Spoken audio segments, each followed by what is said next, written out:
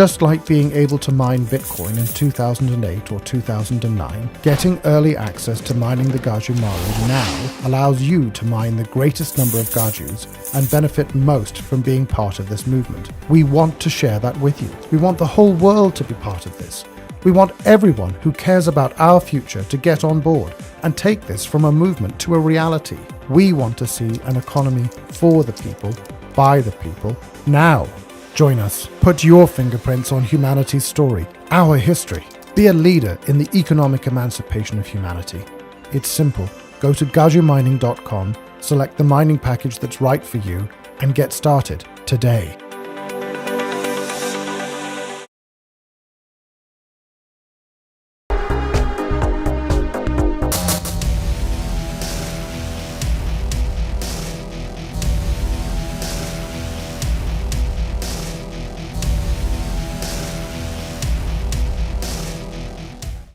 All right, guys, welcome to the latest episode of Blood Money. Today we have a very special guest, Leo Zacky, who is running to become California governor in 2026. How are you doing, sir? I'm doing fantastic, Vem. Thanks for having me on. Great to have you on, man. Great to have you on. I've heard a lot of your speeches at CPAC. Definitely know a lot of individuals that speak very highly of you.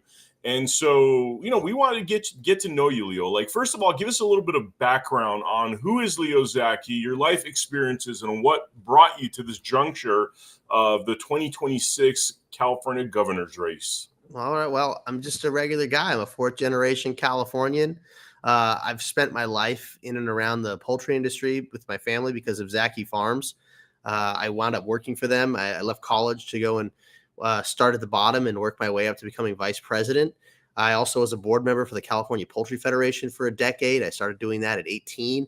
So I got to go to DC and Sacramento and meet with all the elected people, senators, congressmen, state reps, state senators, USDA, FDA, EPA, and quickly discovered how stupid and incompetent and just bad these people were and how little they cared about you or your business or your family or your livelihood. And so that was a big motivation for me. Quick question. How old are you when this is all going on? Which part?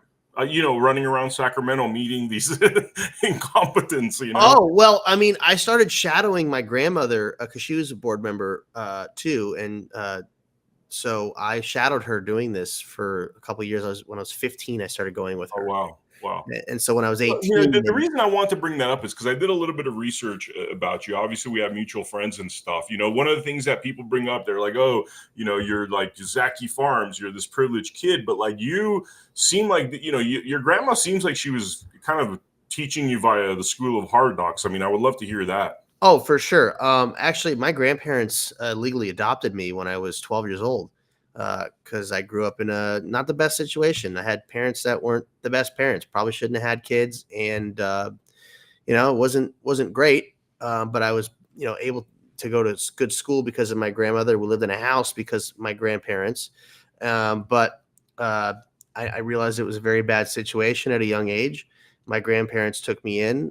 God bless them for doing that, and they guided me into becoming the man I am today. And so, I mean, I know what it's like to have water and power and gas shut off and cars repossessed. I've lived that, growing up watching that with my parents.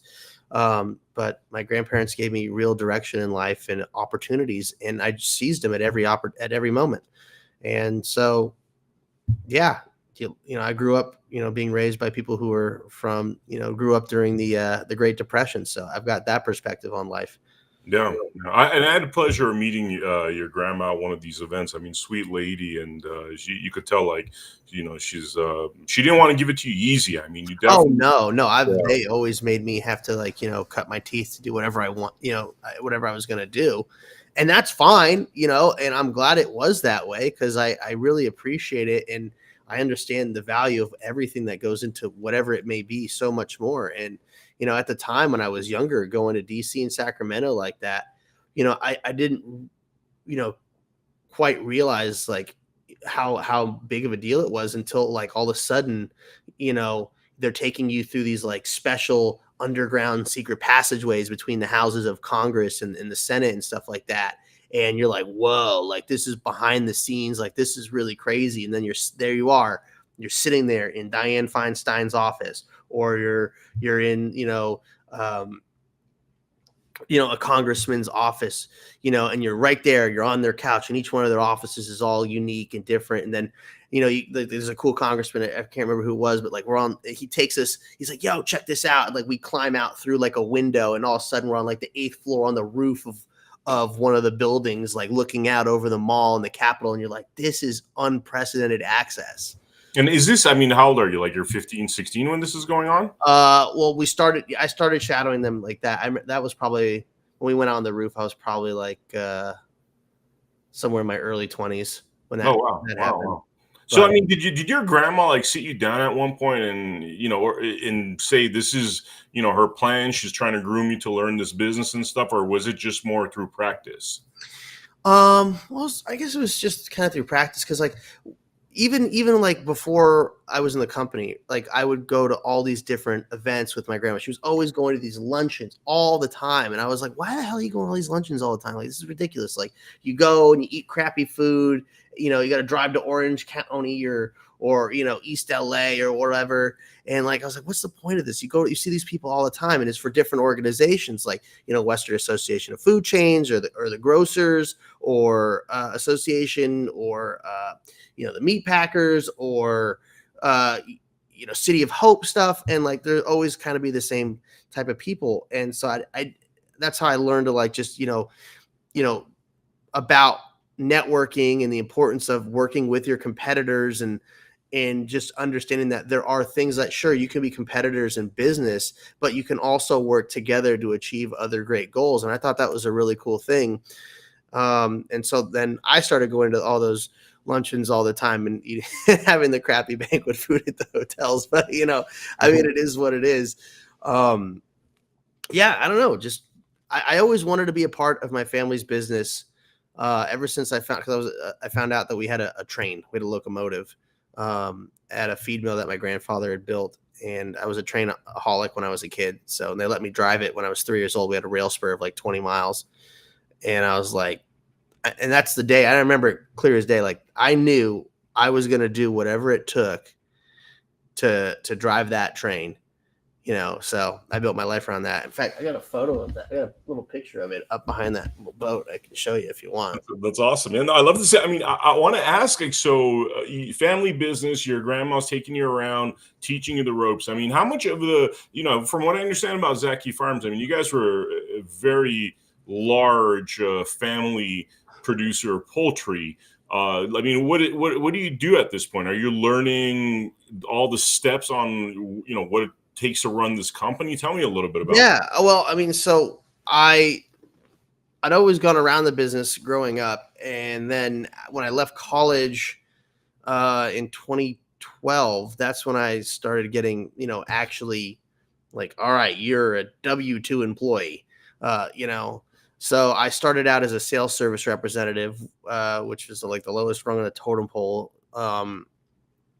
And so I would go to different supermarkets that we sold to. So I had a list of all the supermarkets in the Southern California area, and it was my job to go to every single one and inspect product on the shelf, meet with the store manager and the meat manager, the deli manager, if there was a deli, and stock the shelves and clean them and put the little channel strips and the danglers and the dividers in and make it all look really nice and presentable.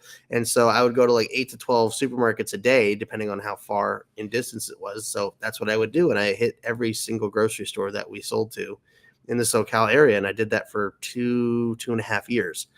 And then I was like, hey, I need a little bit more here. Like, this is all great. Like, I really want some more help. So like, they put me into cold calling.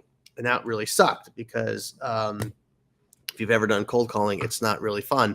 So, God, I can't tell you how many phone calls I made to just like, and I had to do my own research too. Like I had to generate my own leads and just search I was like using like Google Maps and like scrolling, like kind of zoomed in just to grab phone numbers for all these different little markets and call them.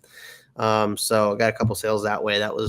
But I didn't really feel like I was utilizing my potential to the max. And so I kept complaining to the CEO at the time. And he finally put together this whole like packet for me to do, this whole like structure. And he's like, here, like, shut up and leave me alone. So that started my whole journey on going through the entire process of learning the company from the ground up. So I worked in the hatchery. I worked in the processing plant. I worked in the packaging facility. I worked on the ranches. I got certified on stand-up pallet jacks, ride on pallet jacks, forklifts, stand-up forklifts. I did lab work. I learned how to hook up a tractor trailer to an 18-wheeler. I learned how to drive an 18-wheeler. I mean, I didn't take a CDL or get my like commercial driver's license, but I did.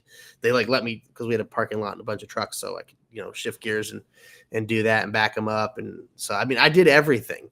A lot of jobs that are definitely, some places were a lot stinkier and smell and grosser than others, but all jobs the same. And so what was really cool about that is I knew how every step of the operation worked, even in the cook facility too. Like I was on the line making hot dogs and putting them on the the chain driven oven and packing there. I mean, I worked shoulder to shoulder with everybody. And so I knew every single step of the process. So like if I had somebody come to me and say, oh, well, like I could call them on their BS. And it was also really cool because when I did finally, graduate that whole training process, which took a very long time to do.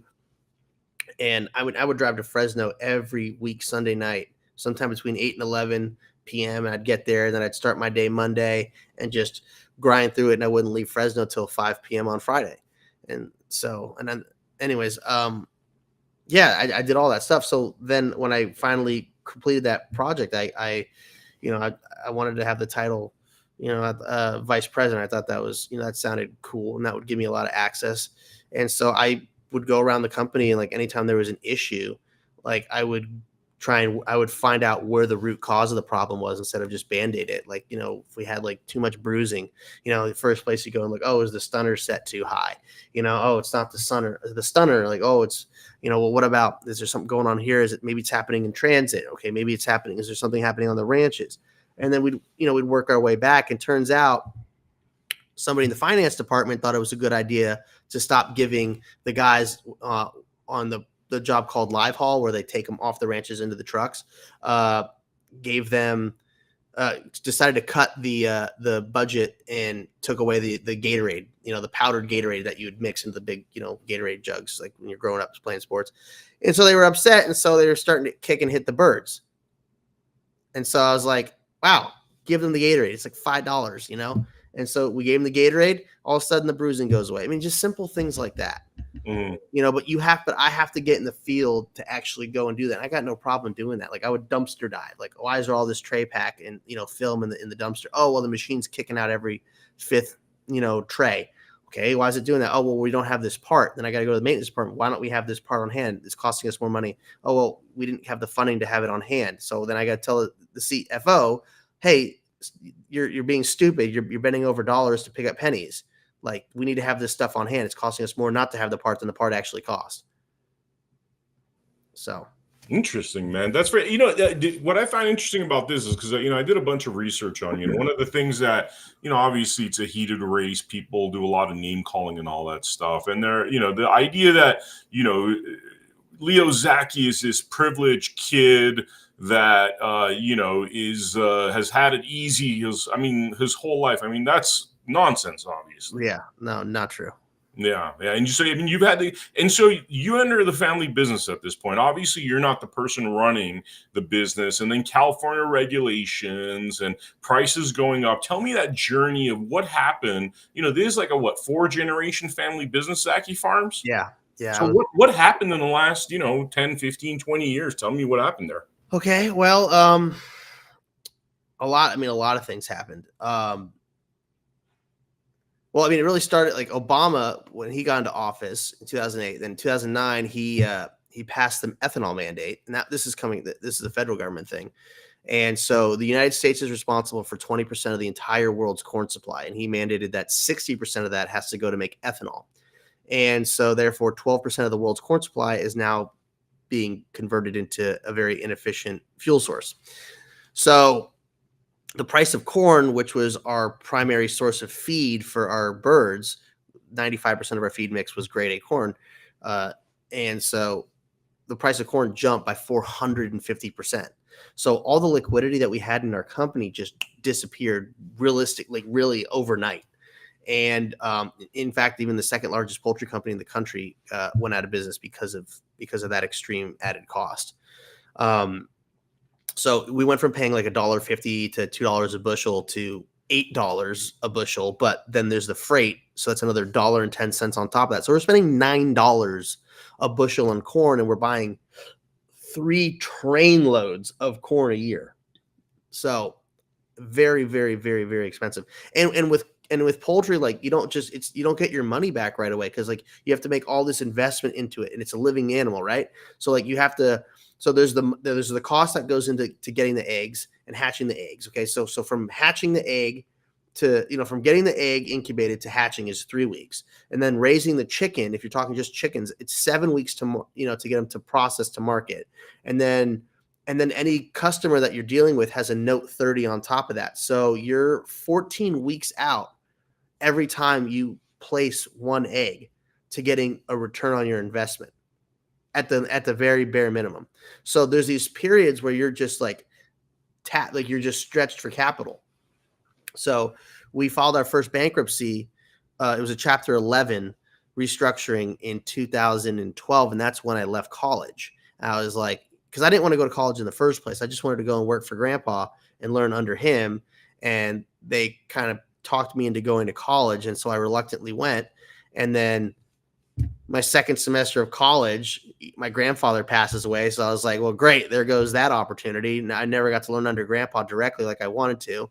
And so when we filed the bankruptcy, the Chapter 11 in 2012, I was like, I'm not, fool me once, shame on you, fool me twice, shame on me. I was not going to have shame on me. So I left, and I went and worked for the company. And so we went through that whole reorganizing process, and that's when I was, in those low levels. And so when things started getting more stable, that's when they gave me that opportunity to move up. But then, California Air Resources Board was another thing that had played into effect, because we used to own our own fleet of trucks. We had over 70 trucks, and it got to the point where the new regulations, it didn't allow it to be financially viable for us to continue to operate them with the new regulations and install the equipment and have to take care of all that stuff. So we had to offload our fleet of trucks, move over to a leasing company, because even though it was more expensive than what was the previous way, it was going to be a cheaper route in the future. So we lost that part of our vertical integration, and obviously it was more expensive. And then you have the mismanagement of the resources that have been going on here in California. And believe it or not, agriculture is very water intensive, even chickens. Not just the fact that they have to, and turkeys, that they have to drink it, but the whole process of processing, because sanitation involves a lot of water. But also we use water chill, which is the most clean and sanitizing way to actually bring a bird carcass down to temperature, because you got to get all the the fecal matter and all that other stuff out of the cavity, and so it's a nice, perfect, clean product safe for human consumption. That's why we had 0 plant shutdowns in our entire operating history of 90 years.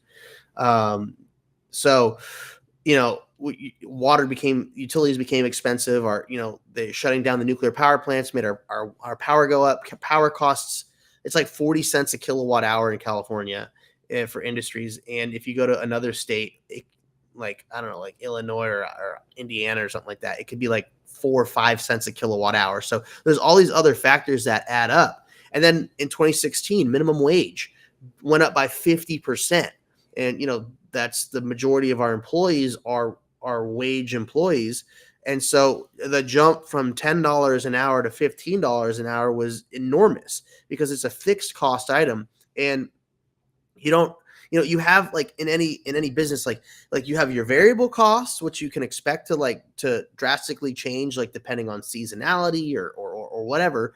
But then you have fixed costs, which are pretty steady. And those are things like taxes and wages and insurance, right? Those things are usually a pretty steady thing. So when you have a 50% jump in something that's not supposed to move like that, it really throws off the equilibrium of your company, because you have to find a way to offset those costs.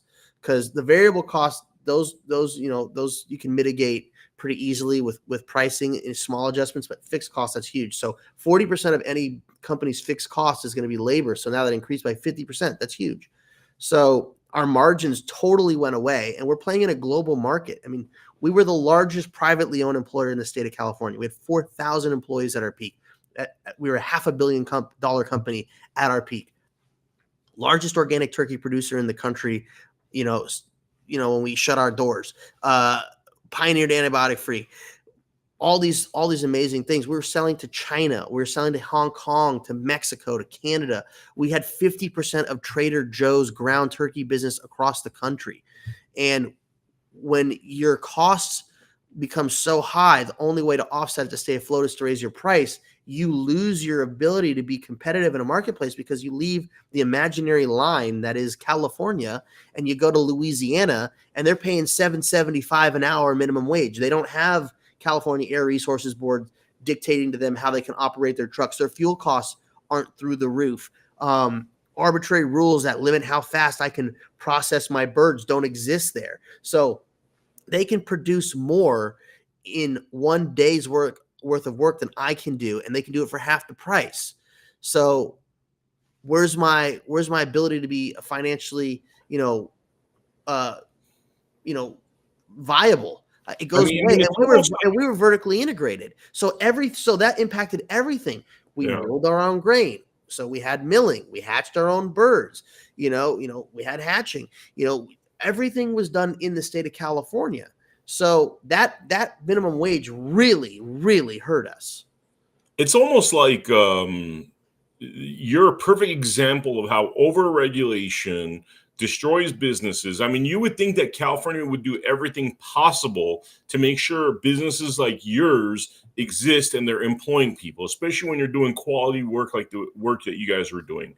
Now, how did a lot of different companies deal with that? I mean, we heard about so many companies leaving California. What are the tangible realities in terms of companies leaving California, but also in terms of poultry? You're saying it's half price if you go to Louisiana just on the wage side. We were the only privately owned, family owned, vertically integrated poultry company in the state of California.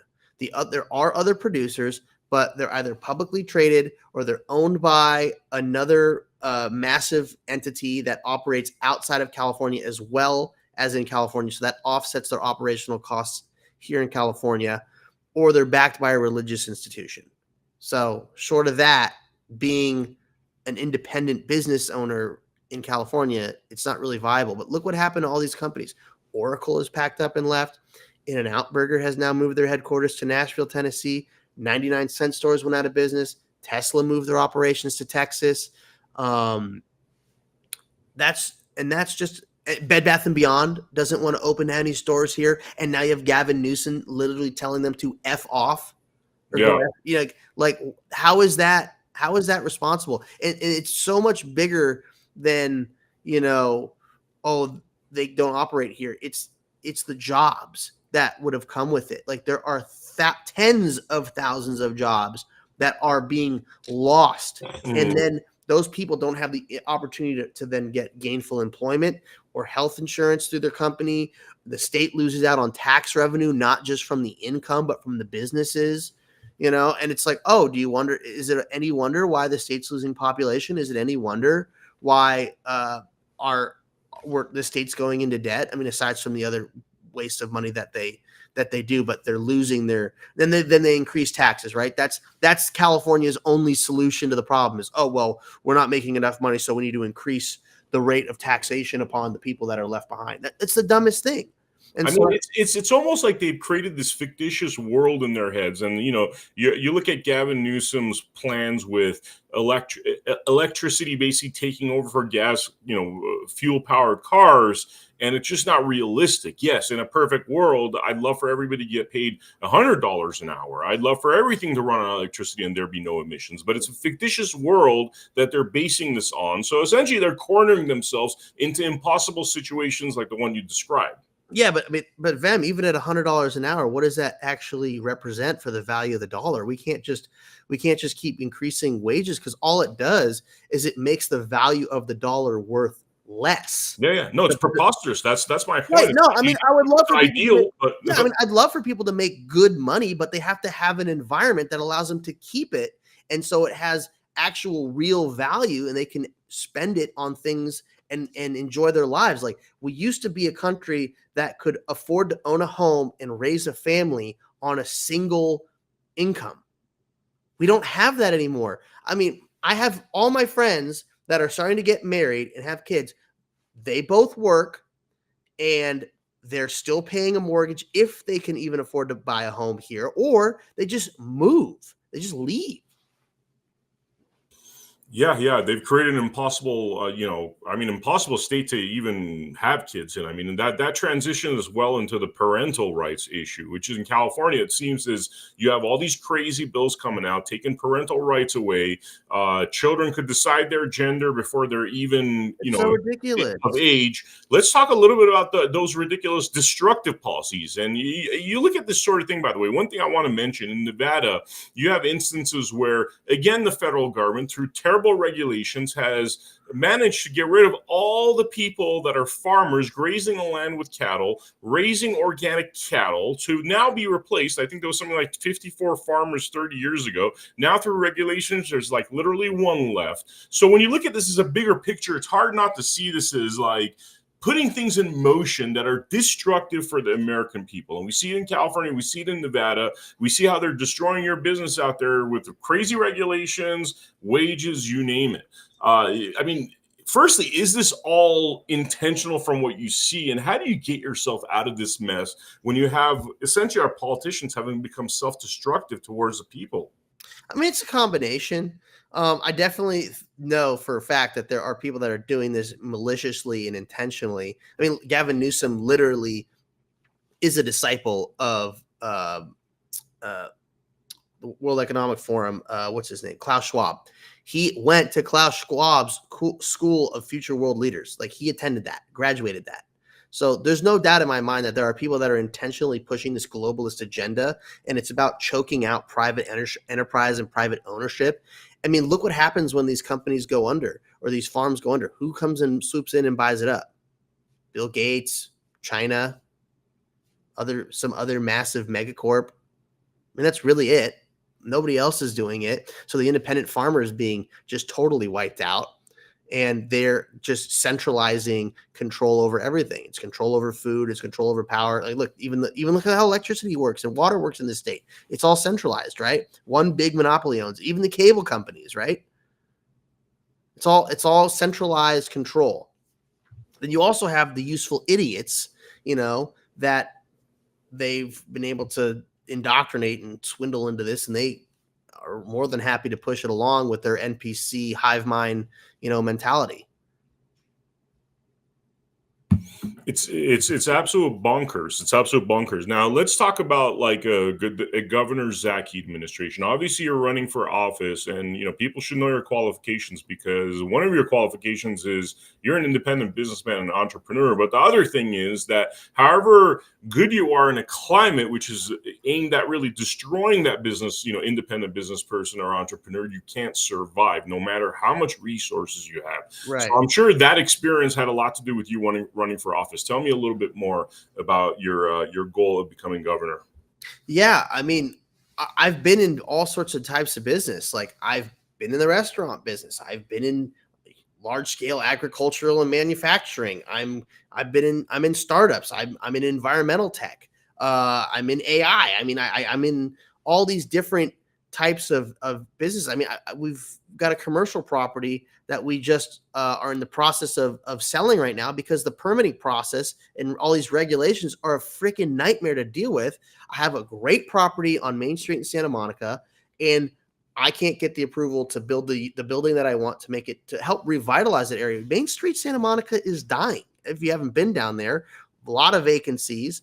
Yeah. By the way, I was there recently, and having grown up in LA, I mean, it's ridiculous. It's like 40% of the shops are closed. Yeah. Not to mention, it's absolutely disgusting. You're literally walking over smelly homeless people trying to dodge the worst smells on the planet. I mean, I took my friend to a restaurant there, and a homeless person walked in, and I don't know, he was touching stuff, and then we both got sick. I mean, it's bad. It's not even like, we're getting to the point of this is becoming a hygienic issue. Where you walk into a restaurant, dude walks in, touches a whole bunch of stuff, and then you have a bunch of people becoming sick afterwards. I mean, that's not normal. You're hearing reports of plague and cholera.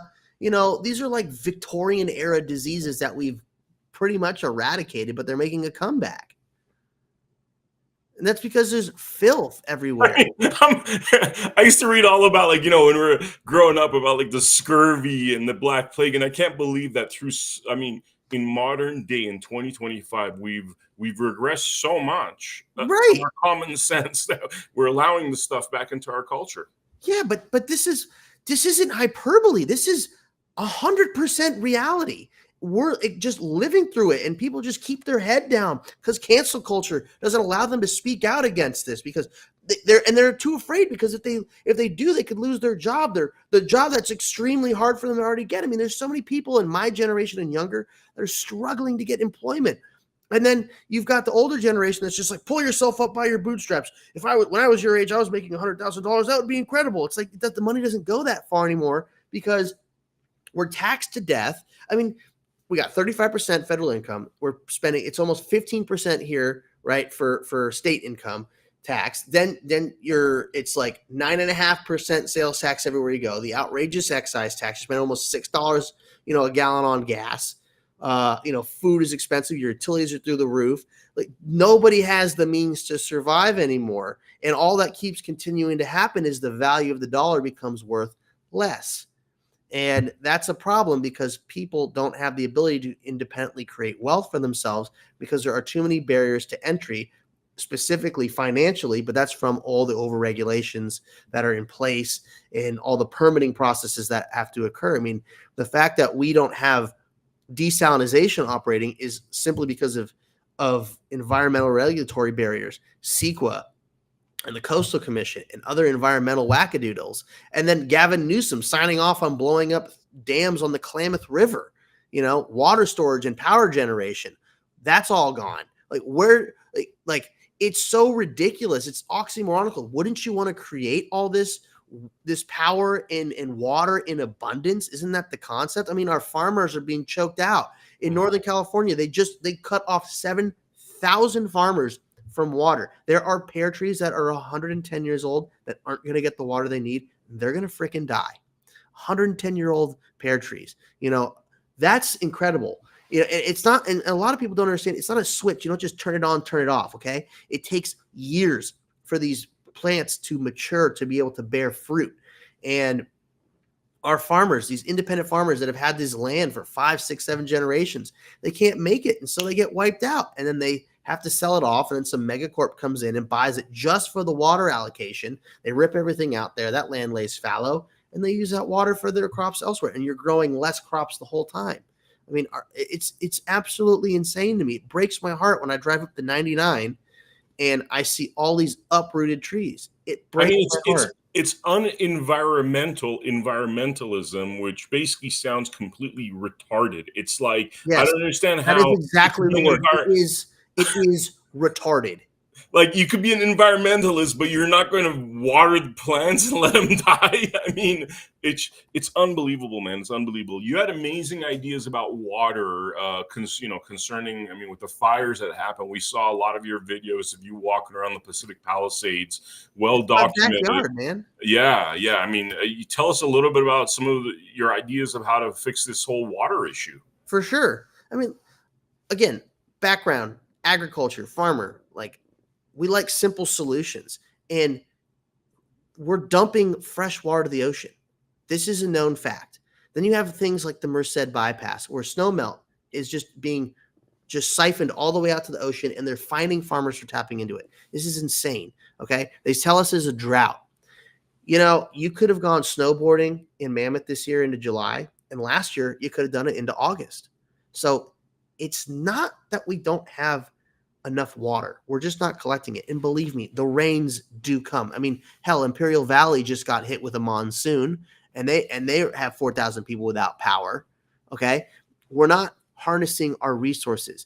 We haven't built significant water structure in this state in 50 years, but the population in that time has doubled.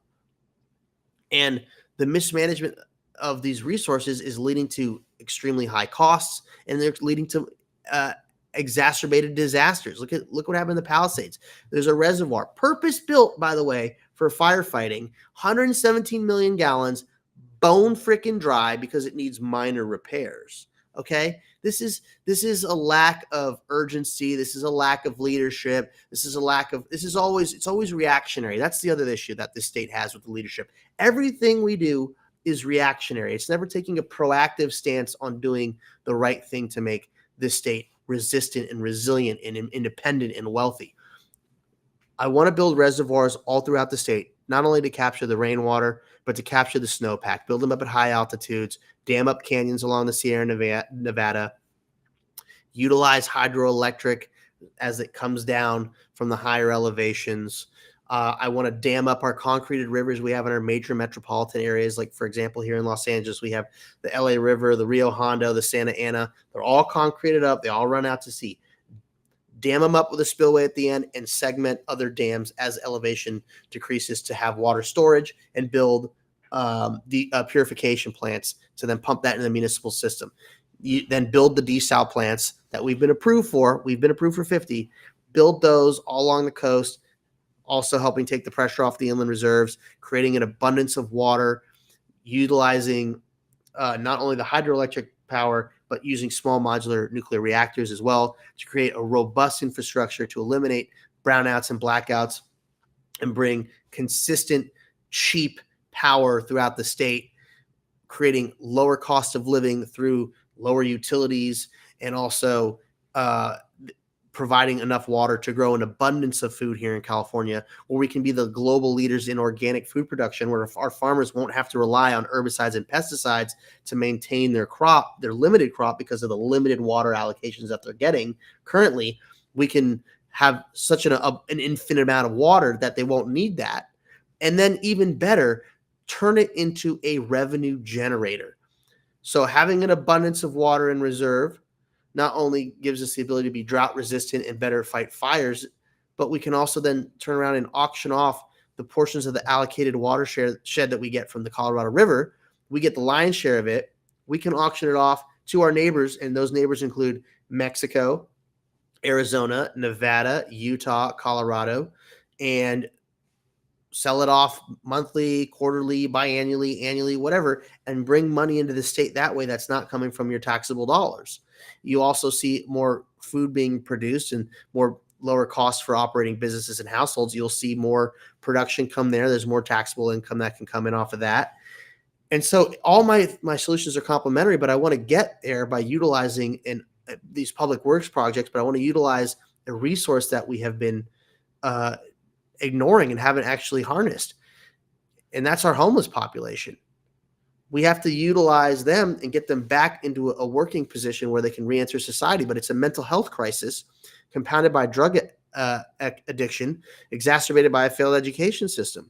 So by enforcing our vagrancy laws, we can then have reason to remove them from living on the streets in front of our businesses and parks and defecating all over the place, and get them the proper treatment that they need. Not build out multi-million dollar brick and mortar facilities with beds that cost $80,000 a year to maintain. I'm talking about a self-sustaining homeless solution that was going to be beneficial for everybody.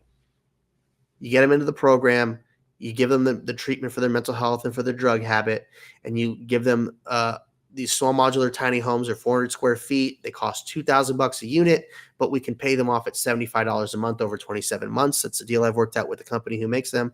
You can hook them up to sewer and water and power and gas lines. You can put solar panels on them if we need to. But these people are going to do on the job training, and they'll do real jobs. They'll do construction, and that construction stuff will be helping build these reservoirs. If you give 10,000 people a shovel, they can dig a pretty big hole pretty quickly, and then they can also pour concrete. And so rinse and repeat, that's a reservoir. That's one thing that we can do, and that's going to help offset our expense on taking care of them. They'll do sanitation work, have them clean up the sides of our highways and our tourist traps, like the wharf up in San Francisco or Hollywood Boulevard or the pier in Santa Monica. Beautify our communities and our roadways, make the state beautiful, clean up the trash, be environmentally conscious that way. And then agriculture work, they can raise crops with all that water that we're going to be able to create, the abundance of water we'll have, raising crops. And then we can turn around and use those crops. If it's table grade, for human consumption, we can sell it as an organic feel good product, and it will command a very high price. Even if it's just feedlot, it'll still be, something to help offset the expense of taking care of them. And then basic firefighting and underbrush clearing, have them go in and help clear out the forests of the underbrush that's leading to all these devastating, or being the kindling and the fuel for these ridiculously devastating wildfires. And so that will prevent these wildfires from being as frequent and as destructive. And that'll save us billions of dollars on the balance sheet right there. So they do all this work, they earn minimum wage doing it, but you deduct the cost of their medical care, their housing, and all that. It never puts them into a position of debt. That money that they earn goes into an account they can't touch until they complete the project. The whole while they're getting sober, they're building their self-esteem, they're learning a job skill. So now they've got a job skill, they've got their self-esteem, they're eligible for government-assisted housing, they got money in the bank, and anybody who hires them coming out of the program gets a tax incentive for doing so. And so that's my Homeless to Home project, and I think it's got a lot more viability than what we're currently doing. We're putting them in hotels at $400 a night, or putting them in $20,000 Home Depot sheds and stacking them too high. This is ridiculous. Mm-hmm. It's crazy. I mean, how did the homeless crisis become so bad in California? Well, as soon as somebody realized that they could turn it into a homeless industrial complex. I mean, it really started with Governor Moonbeam, Jerry Brown, and he basically told all the other states to bring, send us your homeless. And so that's exactly what they did. They buy them one-way, bus tickets and ship them here to California. And because it doesn't get cold enough for them to freeze to death in the winter, that's why. And they get all these other incentives too. Like we have a clean needle program, and these like safe, shooting up sites, and we're giving them the ability to continue to live that way. In some places, they even get money for living on the streets. And then there was the Obama phones. It's crazy. I see homeless people and they're out there like on their smartphones, like in their encampment, next to like a business. It blows my mind. So, and then people figured out that they could turn this into a money laundering scheme. I mean, look what's happened with Lassa. I mean, it's crazy. It's like everything's for sale. And the thing that I keep hearing is how people keep getting taken advantage of. You're hearing about this train that, God knows whose pockets that went into. I mean, really, why aren't we seeing people because there's no being tried for stealing money? These people should be in jail. But that's the thing. There's an absence of consequences here, Vem. Nobody's actually being properly held accountable. That's the reality. Nobody's actually seeing any trial. Nobody's seeing significant jail time or punishment. It just doesn't occur because the system is so rotten and corrupt from within, and it's been allowed to operate that way. When you have leaders that are taking advantage of the system and not putting their best foot forward, and the people that work under them see that, they say, oh, they can do that. I want to get away with that too. And that's just something I've learned from being in business and being in an executive leadership position. I held myself super accountable, and I led by example, because if you don't have that accountability and that leadership that you got to lead by example. Like I showed up, I busted my ass, and people were like, wow, the family cares. The executives are actually involved. They're doing stuff. Look, they're working shoulder to shoulder with me, and it motivates them to do the right thing, and things would improve. But you have people that are taking advantage of this. I mean, look, like I was mentioning with Lassa, like, look, they spent over $1 billion in 2023, and they housed a little over 800 people. It was like 813 people. So it cost over $1 million a person to house. That's hyper inefficient. And then the lady that was in charge of Leo, that's not just hyper inefficient, man. People got rich off of that. People robbed the people off of that. And I guess, I mean, they're telling their friends and their family, go start some, company and go buy socks off of Alibaba, for like pennies on the dollar. Call yourself some freaking charity, and we'll give you, we'll buy those socks off of you for $10 a pair. They're lining their pockets. They pat themselves on the back. Oh, look, we put them in housing. We've done our job. Because the whole thing here with California is it's housing first, housing first. You put a roof over their head, they're not homeless anymore. Mm. It's not a housing issue. It's a mental health and crisis and a drug epidemic. I mean, yes, they're not housed, but it's kind of hard to get a job when you're on freaking drugs or your mind is all bent out of shape. Nobody's hiring that, but that's why they need treatment. And that's what I'm trying to offer. And so we spent what, 24, $25 billion, and we got what, 50% more homeless? And that's the other thing too, is that if they actually solve the issue, then they're out of a job.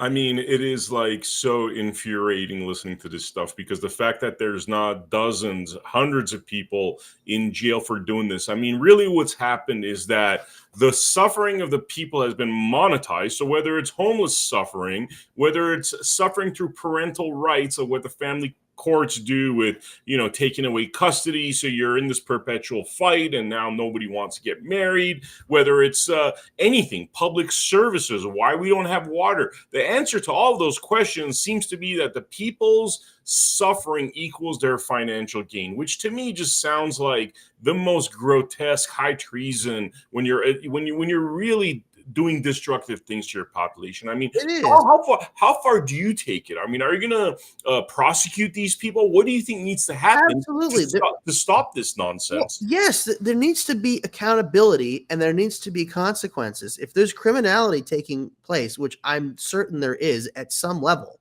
then there needs to be real meaningful consequences. Not just like, oh, we're going to fine you, slap on the wrist, here's, a couple of years in jail or whatever. No, like real serious consequences. But we have to have, judges that are going to actually, carry out these trials and give meaningful sentences. You also need to have sheriffs that want to uphold the Constitution and do their job, because we've got 58 counties, which means we have 58 sheriffs. And as a sheriff, your responsibility is to be the ultimate arbiter of the Constitution. And so when constitutional violations take place from executive or legislative leadership, or even judicial, it's their responsibility to step in and say, correct this or you will be arrested. But they're not doing that. And so there has to be accountability. Okay, so I got to kind of chime in here on the not doing it topic, because we've heard all sorts of things about, like, election fraud. The sheriffs could do X, Y, and Z. They can. And none of these things seem to be happening. Now, why is it not? I mean, I have my own personal, investigations that I've discovered why it's not happening, because it seems as though they're all in cahoots. It's a big ecosystem of corruption where people do things for favors. Exactly. And just like you said, you're part of this group, you're going to sell socks that cost you 20 cents for $10, and you're going to make $1 zillion off of that. That seems to be what's happening. So how do you address that when it's an ecosystem of corruption where sheriffs aren't doing their jobs, where politicians aren't doing their jobs? They're just getting rich off of our suffering, really, at the end of the day. Well, you have to eliminate the bureaucracy as much as you can. I mean, anybody that's an appointed position that can be removed, then that's what you do. You just carte blanche, like everybody's gone. Everybody's gone. You want that job back? Reapply. And you actually have real vetting process take place with people who are actually motivated to make sure that things run appropriately and correctly. And that's one way to start it, is with the appointed positions that come from the bureaucratic bloat. The other thing too that you have to have is transparency. So what we don't have in any good business, you have a purchasing department, but the state doesn't have that. So what do? All the budgets for all these different entities, it's like spend all your money or you don't get as much or more next year. Anything that they sure, give them their money. I would like to rein in the spending altogether. I would like to just flat out the gate, cut every department by 10% across the board. And because I've been in positions where that's happened and they're just like, we need the money to do this. It's like, no. And the whole response is figure it the F out. And so that's what you got to do. And so having anything that they want to, expense capital on purchasing wise for their department, obviously aside from, salaries and labor and all that, has to go through a purchasing department. Oh, you want to go and buy you want to go and build out let's say a restroom at your sheriff's department. Okay. That all has to be, done through a purchasing department who's going to sign off on whether that's acceptable at the price that you found. So, because a purchasing department's job is to make sure that you're getting at least the base quality that you require at the best possible price. That's what a purchasing department is supposed to do. So when we don't have a purchasing department, you have people that are, these sheriff's departments will go and spend $1 million on like some crazy mobile, command center that will never see action, but their friend owns the company that makes it. I mean, you just gave an example. Like you just gave. Everybody knows. I'm not going to touch upon this topic too much, but obviously with the Chad Bianco situation, our deep dives into that department, and you seem to have a lot.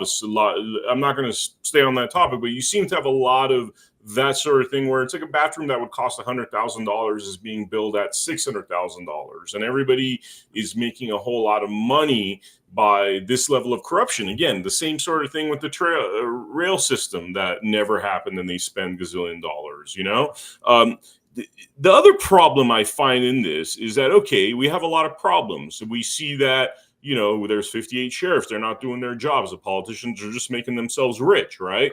But then we have this California GOP and whoever that is collectively seem to be really pushing one or two candidates. There seems to be a lot of really great candidates like yourself that are not getting that much love. Tell me a little bit about what's going on there, whether you're frustrated. How do we fix that issue? It's two heads of the same monster, Vem.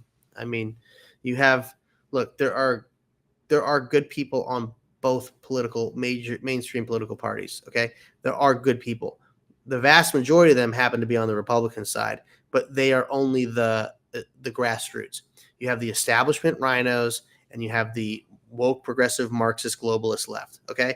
And it's two heads of the same monster. They have figured out how to make money in California, especially the CAGOP. They figured out how to make money being losers day in and day out. The fact that the chair of the California GOP makes more money in salary than the governor does annually, and now has a bonus structure built in, is kind of a crazy concept. And of course, they're not going to talk to me. You know why? Because I'm going to piss in their soup. I'm here to clean up this whole, taking advantage of the people. And so what they do is they artificially fill the internal voting inside the party with all these proxies. They give all these proxy votes out to all these different people, especially these like college Republicans, young Republicans, and they say, you're going to vote for our people and we're going to make sure you get a job in politics somewhere, advance your career. And these kids show up. They don't know the dynamic. They don't know the history. They don't know the background or, the infighting that's taking place in the party. They're just like, oh, that's the person in charge. They're going to give me a job. I'm a, gung-ho young conservative, I want to go do my thing. And so they go and they give them the little clicker and then they vote for the person that they're told, and the grassroots people get pushed out. I mean, like they just like flushed in, because we're having our convention coming up, like 300 new associate delegates, and they just pump up the voting numbers. I mean, it's so ironic how we're the Republican Party, right? And we talk about election integrity, voter fraud, and doing all and inflated voter rolls. And here we are doing the same thing internally in our own party. And when we interviewed David Serpa and Daniel Mercury, they talked about this, how they're both being set up to come to a debate where it was already decided who the winner was, but they were basically, it's this humiliation ritual that they wanted to put him through. They both found out that it was all set up. They even confronted the individuals. Initially, they denied it, but then eventually it was admitted that before the debate even happened, they decided who the winner is. Oh, yeah, no. They're using them as props. Yes, and I actually went to that, and they gave us it wasn't even a debate. They gave us 3 minutes to talk.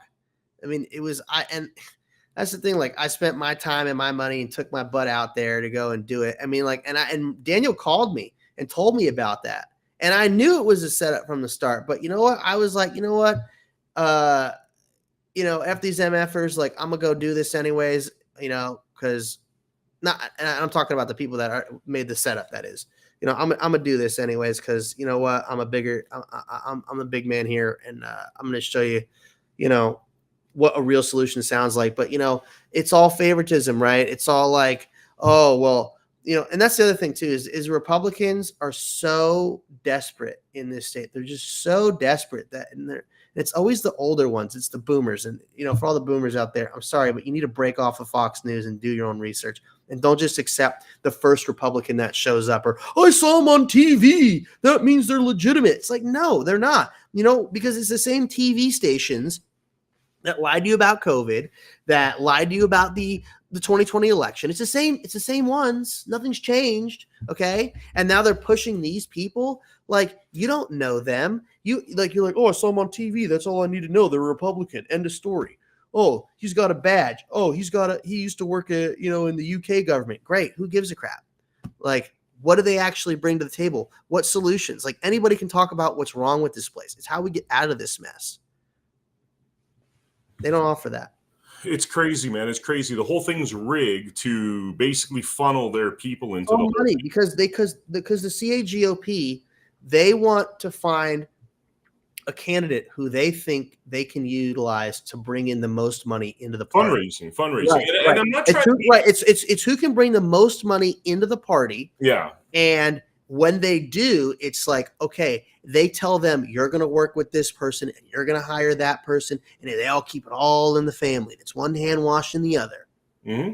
Yeah. I mean, I almost think that, there's a lot of great candidates. You guys are obviously talking. You guys are obviously communicating via phone.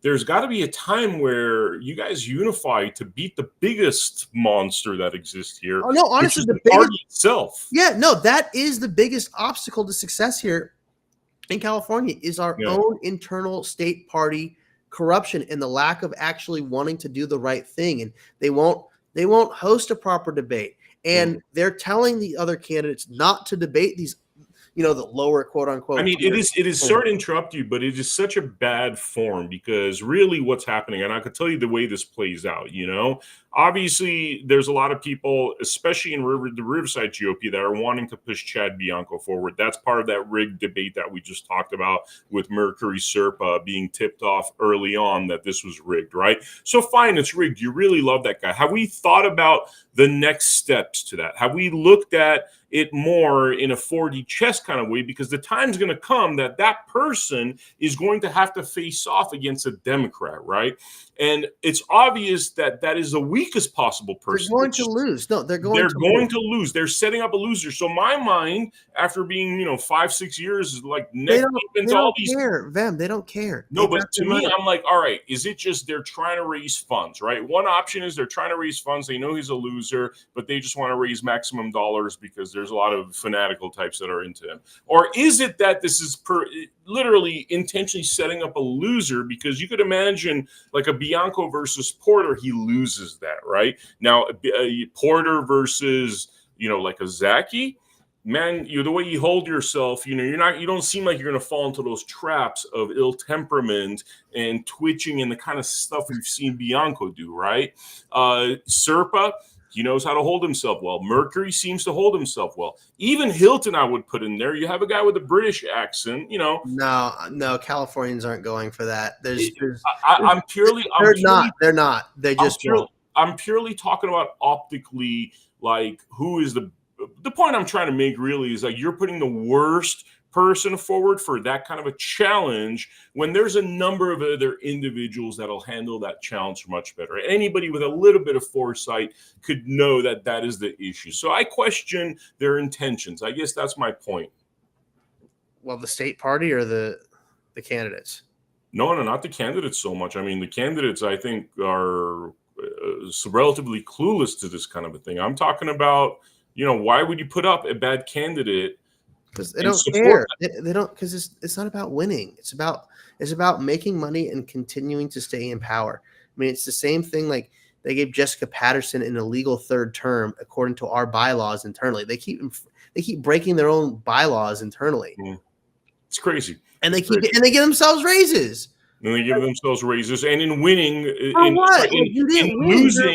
in losing, they're winning. We're losing. They're winning, though. This seems like they're doing well. Right. Hey, there's somebody of influence. They're the head of the party. They get to meet Donald Trump. They're a somebody. They can make you or break you. Yeah. It's a freaking power trip. Leo, this has been a really good interview, man. I'm glad we've gotten a deeper look into you. I think we've addressed a lot of the things in terms of people getting to know you better, your history, misconceptions, the hard work that you did, even earning your stripes for your family business coming up under your grandmother and grandfather. Is there anything, message to the people? Is there anything you want to discuss before we wrap it up, man? The mic's all yours. Um, you know, this isn't about party anymore. It's not. Like, there is a broken system here. Our government is so corrupt. Our parties are corrupt. And the only people that are benefiting are the ones that are in those positions of power, and everybody else around them is suffering. We, the regular people, are suffering. Our streets are broken. They're full of homeless. Everything's expensive. Nothing works. The quality of life sucks. And what do we get? What? Oh, we got the weather. Oh, this is how wonderful. We got the weather here in California. Whoop-de-doo. It's, In-N-Out burgers, expensive. Hell, even when I go to Del Taco at like 3 a.m. after playing hockey, it's like, how the hell are a couple of tacos like $20? It's crazy. Nothing works. Everybody talks about what's wrong with this place. It's very apparent that there are key foundational issues here that impact everybody. We know what they are. But the problem is that the leadership doesn't have a solution, and they don't want to fix it because they don't care about you. And this is my home, okay? I'm a fourth-generation Californian. I grew up here, born and raised in Los Angeles, spent a lot of my time in the Central Valley working with my family. I know this state up and down, inside and out, and I've developed the solutions to actually fix this place from a business background perspective, where anything you want to do has to have a way of being able to offset itself with a net positive return. We can have lower taxes in the state. We can have affordable gas in the state. We can have jobs in this state. We can eliminate property tax. We can have school choice. We can have the highest quality education. We can build an environment to have the lowest possible taxes. I'd love to get rid of them altogether, but we have to utilize our resources and manage them properly. We have to have accountability. We have to have consequences for those who choose to go down the wrong path and negatively impact so many of us. I don't need this job. I trust me. I have so many other things I'd rather do. This is going against my better judgment of running out here and becoming a public figure, spending my own good time and hard money on this. I'm in this race for over $1 million of my own personal dollars. Okay? I don't want to run away from this because this is my home. And this destructive, failing government is rife throughout our country. And I want to put a stop to it here in California. Okay? I want people to live the lives that they want. I want people to create the opportunities and their own wealth here. They just need to be empowered and have that opportunity. I want to utilize technology. I want to streamline the process where people can go and get permitting to start a business or build an addition to their home or get an alcohol license or whatever. Utilizing AI and streamlining it and having an efficient government website. I want transparency. I don't care what political party you're affiliated with. You can't tell me that we don't have a homeless problem or we have a mismanagement of resources or life is too expensive. I have the solutions to make the cost of living come down, to make the quality of life go up. And that way people can have the lives that they deserve. This isn't about me, okay? This is about my home and all my other Californians. I want this place to work. And yeah, I really hope that you guys will give me the opportunity to do that for you because I don't trust any of these other guys. And I've done my research, and I would encourage you guys to do your research too. It's really that simple. I'd love the opportunity to be that person for you guys because I don't need this. And look, if you see something wrong that I'm doing, you're not happy, like call me out. Like hold my ass accountable. Hold my feet to the fire, please. And if you're unhappy with the work I do, then don't reelect me. Man, I think all things considered, I mean, we need this change in California, and I, like you, am concerned about what's going on in the Republican Party because I think before this race even started, they shot we the people in the foot. Obviously, there's probably a dozen people that filled their pockets on this, but we're not pushing the great candidates forward. We're just not right now. And, And what we're doing is not working. It's not working. No. But Leo, I really appreciate your time, brother. Thank you so much for coming on to the Blood Money podcast. For the viewers out there, we're going to interview as many candidates that will allow us to interview them, including Democrats, by the way, because it's very important for people to know what's going on in this race. What I'm noticing is that all that stuff that was happening with what we used to call the woke left is happening now with just the woke right, where it's dishonesty, lying about who's out there and their attributes. We have government employees that have done those kinds of entrepreneurship in their life, running against a number of individuals that have those skills. And we got to look at those individuals, much closer, because I don't think we're looking in the right direction right now. At least that's my 2 cents, Thank you, Leo, again, for coming into the Blood Money podcast. For the viewers out there, make sure you check out AmericaHappens.com, where we have all of our featured episodes. And make sure you check out my X account at Vem Miller, where we're post 10 times a day, old episodes, new episodes. I will see you all on the next episode of Blood Money. Take care.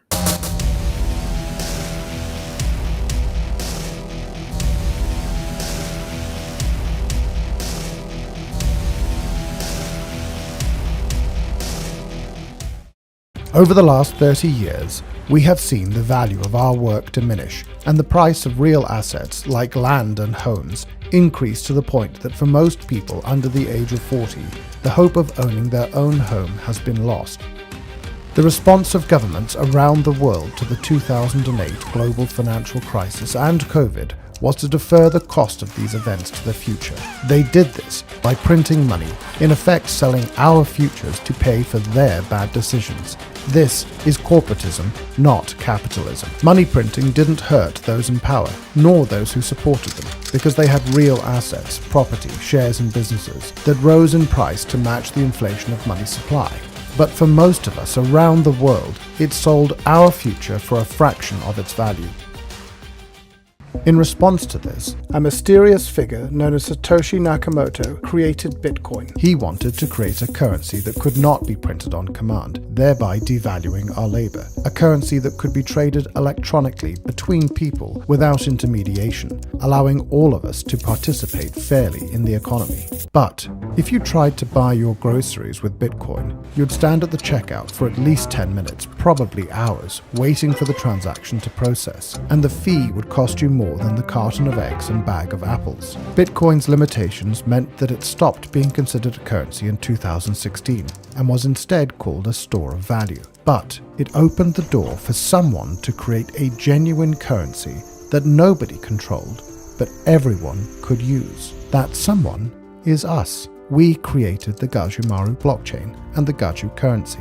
The Gaju is real money you can use, whether that is to buy a loaf of bread, pay for a haircut, buy a t-shirt, in fact buy or sell anything. It is a currency for everyday use. On Gaju Market, anyone can buy and sell any legal goods or services, just like you would on eBay, but at a fraction of the cost. Like Bitcoin, Gajus are mined on a computer. Unlike Bitcoin, mining Gajus does not require specialized equipment, nor huge power supplies. During our protected rollout, you can mine this on everyday computers, like the ones that sit in your home doing nothing for most of the day. We are working to get millions of people like you to mine the Gajumaru and be rewarded with Gajus that you can then use as real money. At the end of 2026, the Gajumaru will open to public mining. By then, we will have brought together millions of people like you to mine the Gajumaru. This will create such powerful combined computing capacity across so many millions of people that the Gajumaru can remain highly decentralized, enabling an economy for the people, by the people. To make all of this possible, we offer a variety of mining packages that combine all of the software and services you need on our website, gajumining.com. The software is simple to install, and there is a step-by-step guide that will get you mining and participating quickly and easily. You can buy those packages now. You can start mining the Gajumaru and being rewarded in Gajus now. Select a suitable mining package from the gajumining.com web store. Install and activate the software on your device and start mining today. This is an opportunity to be part of a movement to restore our humanity, our dignity, our sovereignty, creating a better future for everyone. For the first time in thousands of years, you will directly benefit from your work, your ideas, without being taxed by intermediaries or needing permission to be part of the global economy. We believe that capitalism is I win, you win, we all win, not I win, you lose. That's corporatism. We refuse to pursue venture funding that would demand we play the corporatist game, and chose instead to grow this movement by giving everyone the opportunity to benefit from their contribution to the movement.